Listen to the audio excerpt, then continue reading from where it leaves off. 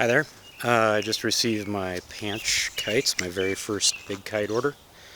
Pretty excited about it, so I was just going to do a quick review and show you what it looks like out of the box. So this is the crazy box that they sent me from China. There's a lot of tape on it, so that's good. It's kind of banged up, but not so much so that I was worried about the kites. Let's see here. It came with... So I spent about $350 on all three kites. The third one, this guy right here, which I'll get into in a sec, was actually free. These two are the ones that I paid for. So what we're looking at here is this guy, which is a Panch Ace 3 meter. Is probably the one that I'm most nervous about. This guy is the most lifty kite of the three. You can see it has a pretty low profile. This is probably because there's not a lot of... These vents are pretty small up here, so I'm just guessing that when it's at the top of the wind window, it just probably acts like a giant wing, or giant foil, I should say, and then just kind of pulls you up when it gets up there. Air quality's okay. It certainly isn't as good as the HQ Beamer I've been flying, but you know, for lines and stuff. But the kite itself looks just fine. The lines, you know, may need a little bit of tuning and things like that. In fact, I don't necessarily care for how these guys are all set up together. They just kind of looped in there and all tied together. And then these knots are just giant. They look like they're going to get hung up on everything. And then, ironically, these sewed lines are actually pretty small, unlike the Beamer, which get hung up on everything.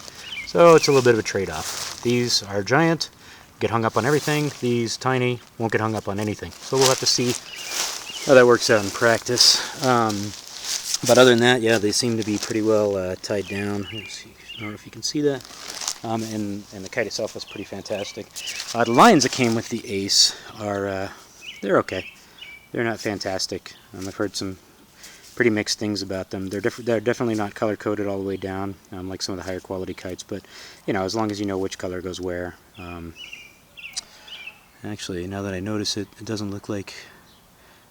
It might not be very easy to figure out which ones are the brake lines, but anyway, I'll check that out and repost if that's the case.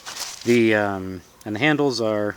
I've heard horrible things about the handles, but they don't look that bad to me, honestly. They look pretty big.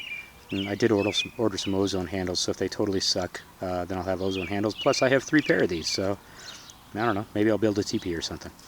Alright, so this guy came in this little bag, which is pretty cool. Not really any straps or pockets on it for organization, which kind of sucks. It also came with these 2 bags, which I can only assume are for handles. This handy hammer for playing that gopher game, or for cracking oysters, I assume. And then this is for keeping your kite from flying away, so you can nail down the brake lines, I guess. And then the next kite is the Panch Flux, which is really high, significantly higher quality than that one. And that's this is a nice little extra they threw in, which is a little actual backpack that I should be able to use for the Flux, which is nice. This is a significantly more solid feeling kite. It just feels more hefty. The lines are a little bit thinner, so they doesn't look like they're going to have as much drag across the, you know, sideways wind window, or as it's moving around pretty quick.